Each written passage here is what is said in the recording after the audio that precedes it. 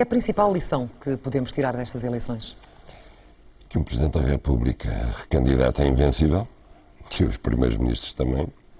Segundo, que, como já se tinha visto há 5 anos, há uma grande franja das pessoas que querem alternativas, eu não direi fora do sistema político, porque esse não era nem o caso de Fernando Nobre.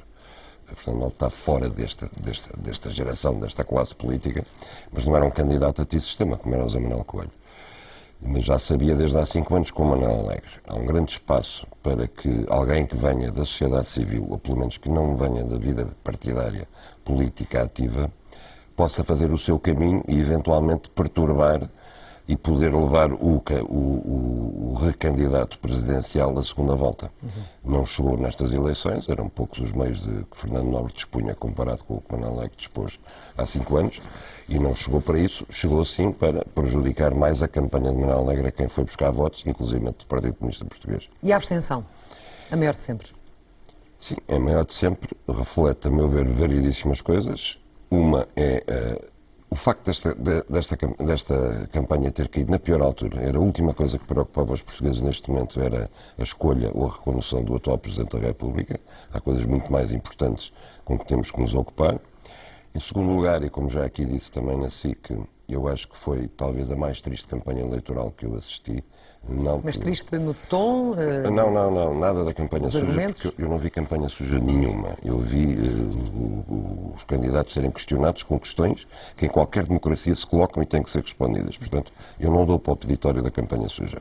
Foi triste porque foi mal debatida, as ideias foram pouco explicadas, a maior parte dos candidatos passeava-se pelas cidades, pelas feiras, pelos mercados, pelas ruas, sem se perceber muito bem o que é que estavam ali a fazer, e eu acho que já, se calhar já não tem sentido as campanhas de rua, não é?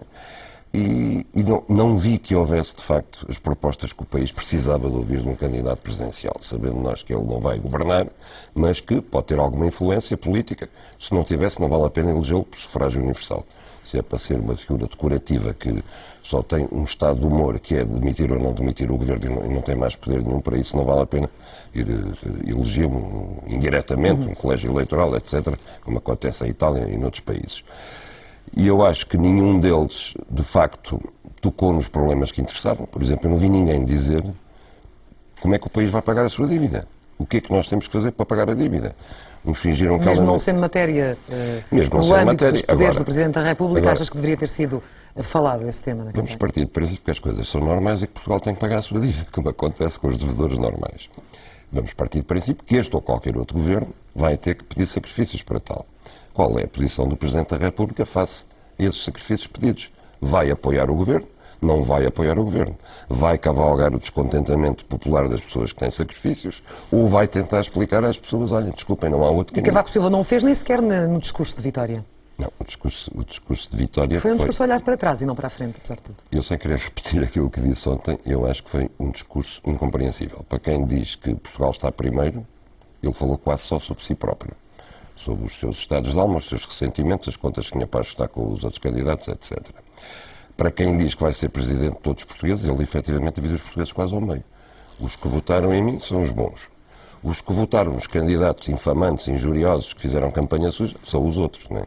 Ele excluiu aquilo. E depois, de facto, não há nada para a frente. Ele não teve uma palavra sobre as coisas que interessam aos portugueses. Estamos do lado de cá, nós, os portugueses é que o elegeram, não é? O que nos interessa, mais do que assistir aos ajustes de conta pessoais do candidato Cavaco Silva, é saber o que é que o Presidente Cavaco Silva vai fazer no futuro, porque não basta dizer que vai ser atuante. Quer dizer que até aqui foi o quê? Foi passivo, é isso que ele quer dizer?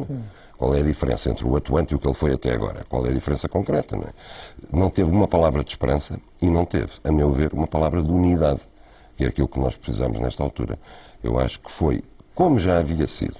Mas o elogio da noite acabou por vir de José Sócrates, não achas, Miguel, quando ele diz que os portugueses... Não vi. O elogio da noite acabou por vir de José Sócrates, quando diz que os portugueses escolheram a estabilidade. Bem, não é bem um elogio a Cavaco Silva, é uma manifestação de autodefesa, não é? Ao contrário do que, por exemplo, Paulo Portas estava a dizer, o Partido Comunista, que conseguiu produzir uma teoria extraordinária, é que o descontentamento popular tinha-se canalizado na reeleição de Cavaco Silva. Depois explicaram que se tinha canalizado, mas que foi errado. Em vez de votarem Francisco Lopes, votaram Cavaco Silva, os descontentes. Bom, mas, vindo nessa sequência, José Sócrates disse não, os portugueses votaram a estabilidade, ou seja, eles deram pouquinho de maioria a Cavaco Silva, porque eles querem que tudo continue como estava até aqui.